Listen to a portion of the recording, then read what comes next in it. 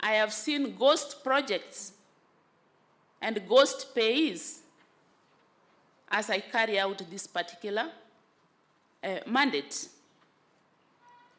So what have we done about it? Because as an office, with the few staff that I have, we have to do something at least to mitigate, although we can't say that it is 100% successful. So we have drawn up templates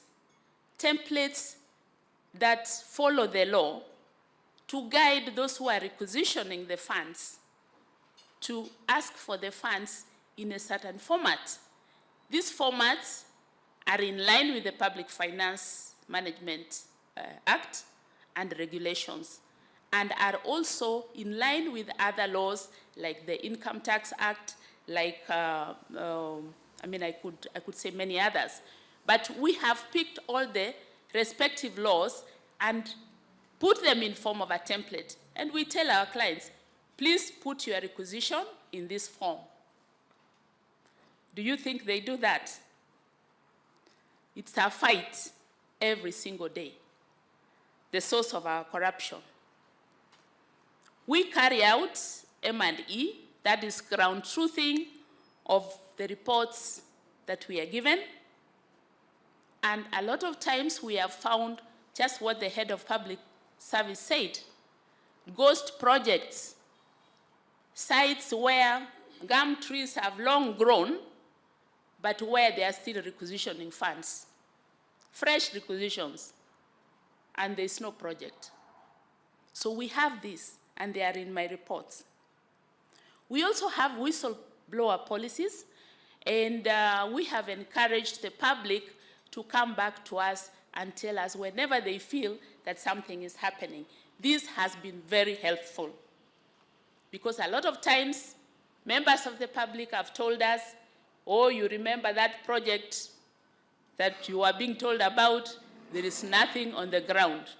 Sometimes we go there, we find the contractor running to the site with building materials.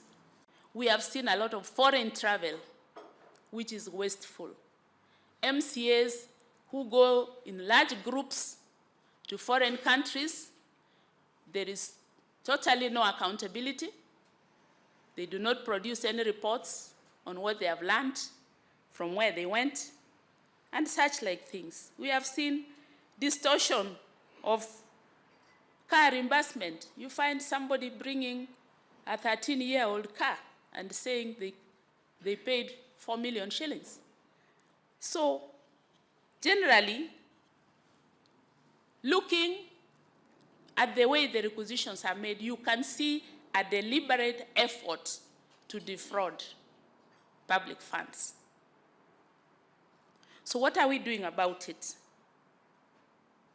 My office intends to automate the exchequer process so that we reduce the human interactions. However, there is a caveat. I cannot automate on my own. And I believe that when my colleague from the National Treasury will be coming here, they will tell us the process, the progress of automating, because, Honorable Chair, that would solve a lot of the issues that we have. We also feel that requirements for approval of foreign travel should be tightened. There should be accountability forwards and backwards. If indeed people are traveling out, then can they be accountable? Can they tell us what they want to do and how it is going to help the country? In fact, at some point, I used to see, I think it was the World Bank, that used to ask for an essay on what you think you are going to learn from the training that you are going for. And when you come back, you tell us what you have learned and how we are going to apply it. My office has developed some guidelines to guide on most of these things, But again, we need a strategy for enforcement, because a lot of times when I try to raise questions on requisitions, the governors are on my case. They don't want questions. They say, just give us the money. When I ask them how they will account for it, they tell me, we will deal with the auditors, not with you. That, Honorable Chair, has been a big problem.